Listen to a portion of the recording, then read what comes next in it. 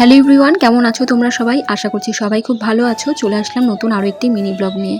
আজকে তো বৃহস্পতিবার, তার উপর আবার রাখি পূর্ণিমা। আর আজকেই না আমি ঘুম থেকে দেরি করে উঠেছি। তার পেছনেও একটা কারণ আছে। কালকে না রাত 1টার সময় ঘুমিয়েছি।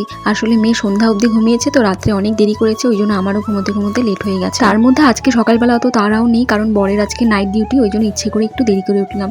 তো দেখতেই পেলে সকালবেলা উঠে কিন্তু বাসি ঘর বারান্দা ঝাড়ু দিয়ে নিয়েছি, আর এখন উঠোনটা ঝাড়ু দিয়ে নিচ্ছি। জানো তো, একটা জিনিস আমি ভালোভাবে খেয়াল করেছি, যেদিন আমার একটু বেশি কাজ থাকে সেদিনই আমার ঘুম থেকে উঠতে ইচ্ছা করে না। তার মধ্যে সংসারের কাজের পাশাপাশি আমার ভিডিও এডিটিং এর কাজ থাকে, সেই জন্য বলতে পারো আমার আরো দেরি হয়ে যায় কাজ করতে।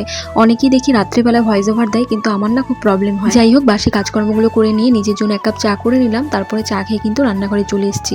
আর এখন যা যা রান্না করবো সেগুলোই সব গুছিয়ে নিলাম। আচ্ছা, তোমরা কারা কারা আজকে রাখি পড়ালে অবশ্যই কমেন্ট করে জানিও। আমি তো আজকে পড়াইনি, শুনলাম আজকের দিনটা নাকি অশুভ। যাই হোক, এইদিকে দেখো সবকিছু কাটাকুটি করে কিন্তু আমি রান্নাটা বসিয়ে দিয়েছি। তো প্রথমেই তো ভাত আর ডাল করে নিলাম। ভাত আর ডালটা নামিয়ে রেখে কিন্তু কয়েকটা পটল ভেজে নিলাম, আর একটু বাঁধাকপি ছিল সেটা দিয়ে কয়েকটা বড়া ভেজে নিয়েছি, আর তার সাথে করেছিলাম পাঁচমিশালি তরকারি। তারপরে মেয়েকে স্নান টান করে ঘুম পাড়িয়ে দিয়েছি, আর এখন কিন্তু আমি ঘরটাকে মুছে নিচ্ছি।